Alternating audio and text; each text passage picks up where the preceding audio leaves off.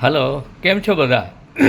બસ જો હું આપનો દીપક ત્રિવેદી આવી ગયો છું આજે ખાસ ગુજરાતની પેટા ચૂંટણીની વિધાનસભા સીટ વિસાવદર, ભેસાણ અને જૂનાગઢના અમુક તાલુકા અને જિલ્લા પંચાયતના ગામડાઓ.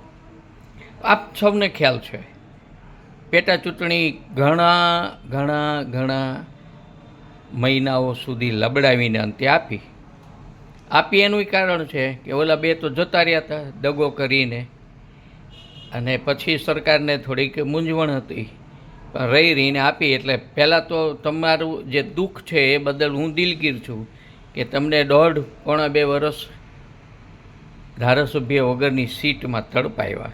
ઓકે, ખેર, એ સરકારનો વિષય છે, ચૂંટણી પંચનો વિષય છે. મૂળ મુદ્દો એ છે કે આ વખતે સરસ મજાના 2 આયાત ઉમેદવાર, એ તો તમને બધાને ખબર છે. જ્યારે અમે, એટલે કે કોંગ્રેસની વિચારધારા સાથે હું સક્રિય છું, એટલે અમારો પક્ષ કોંગ્રેસ પક્ષ, નિશાન પંજો છે, અને અમે પંજાના નિશાન ઉપર આ વખતે ભેસાણના યુવાન, નિષ્કલંક, કોઈ ડાઘ નહીં, નીતિન રાણપરિયા, એવો ફૂટોડો યુવાન, જુવાન, અને એને ભ્રષ્ટાચાર શું છે એની ખબર નથી. શિક્ષણ ક્ષેત્રે સારામાં સારું પ્રભુત્વ છે એનું, એના દિલમાં ખેવના છે, શિક્ષણ પ્રત્યેની સમજદારી છે, અને એના ઉપર જ એ ફોકસ કરીને અત્યાર સુધી રાજકારણમાં છે અને હજી રહેવાના છે, કારણ કે એની પાસે યુવાની છે, ઘણો બધો જિંદગીનો સમય છે. તો બહુ સરસ રીતે, યોગ્ય રીતે કોંગ્રેસના હાઈકમાન્ડોએ વિચાર વિમર્શ કરીને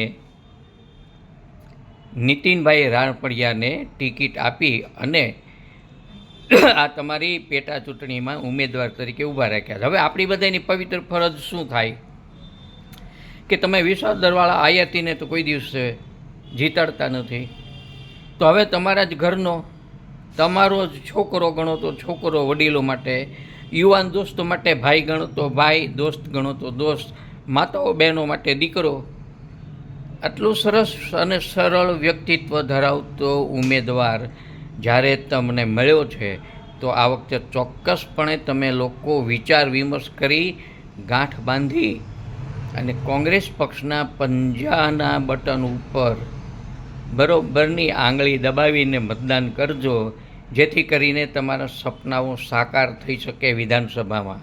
અને હા, અમે કટિબદ્ધ છીએ, 2027ની ચૂંટણીમાં ગુજરાતમાં અમે પરિવર્તન લાવશું. એના ભાગરૂપે વિસાવદરની આ ચૂંટણીમાં તમારે કોંગ્રેસના હાથ મજબૂત કરવાના છે, એટલી વિનંતી લઈને આવ્યો છું. પાછો મળતો રહીશ તમને. આજુબાજુ, આડોશ પાડોશ, કુટુંબ, કબીલામાં દરેક જગ્યાએ તમે નીતિનભાઈ માટે પ્રયત્ન કરજો, કોંગ્રેસ પક્ષ માટે પ્રયત્ન કરજો, પંજાના નિશાનવાળું બટન દબાવે એમ સક્રિયતા દાખવજો. એ જ તમારી પાસે આશા સાથે આપ સૌનો ખૂબ ખૂબ આભાર. આપનો દીપક ત્રિવેદી.